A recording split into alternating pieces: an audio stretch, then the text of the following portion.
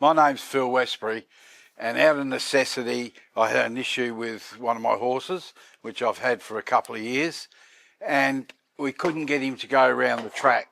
He'd break a pole. As you know, the poles are used to make the horses go right or left and stop them hanging, and you also have different types of prickers which you can put on the horse's neck, either on a pole or on reins, and nothing would work. I couldn't get this particular horse. He'd go to the right, as I said, he'd hang right up to the fence, or he'd go infield, and I had a lot of trouble trying to get him straight. When I could get him straight, he looked like he'd possibly get to the races.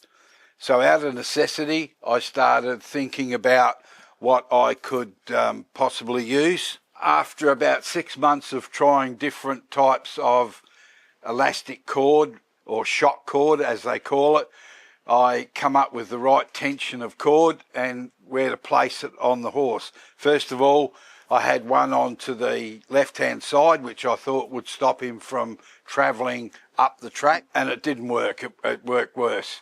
So coming home and thinking, I decided to go back and try one on each side, and it completely changed the horse. We have tried it on 2 or 3 of our race horses, and I can throw away the poles and the prickers, and the horses drive a lot better. They don't pull as hard.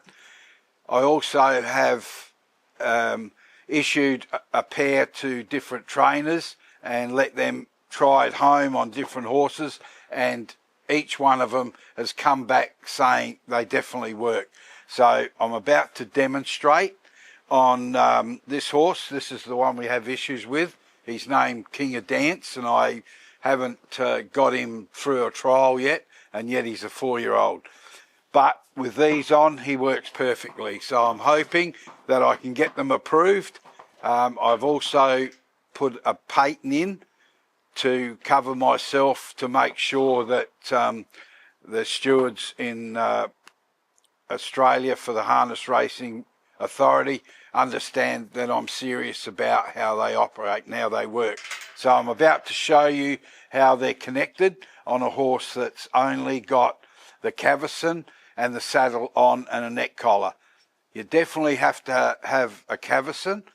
You can hook it onto a bridle, but a halter, but I recommend that they have a cavesson on and a neck collar, and it hooks onto the D shackles on a saddle. So I'm about to show you how they hook up. This is the horse, King of Dance, and believe me, he's a big fella, but I've had a lot of issues. As soon as these are fitted, I make them, and very professionally make them. I've got them using a steel clip to clip them up, and then a shrink wrap over the top, and a particular type of spring clip that fits neatly. So to fit them, hook them onto the D shackle. I always hook them so that the clip is to the outside, so it doesn't get knocked by anything on the inside of the horse. They fit underneath the neck collar. We tried them without, but they tend to work a lot better with the neck collar.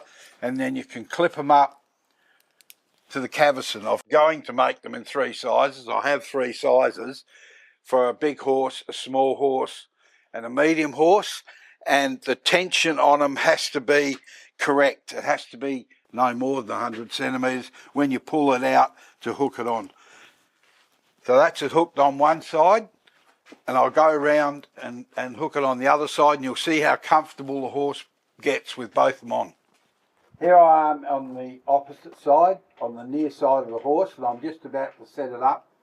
Also again showing you how they connect up.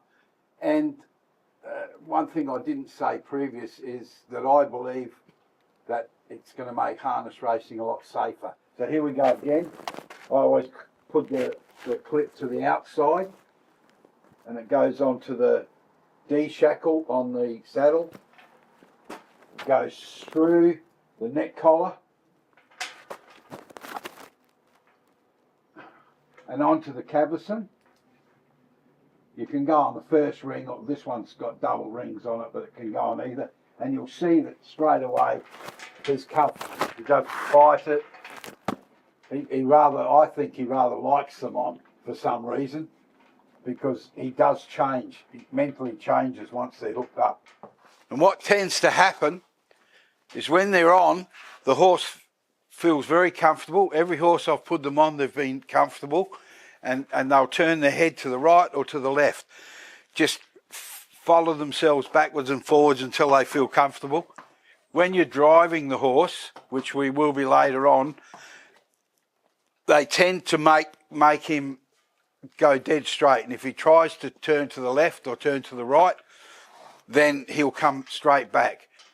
Also, when you're circling, it doesn't affect him at all. He'll circle, because if you've got the right tension cable, you can't have them too tight. These are set up at 1 kilo per pound tension, which we found various different cables until we could find the right one that did the job.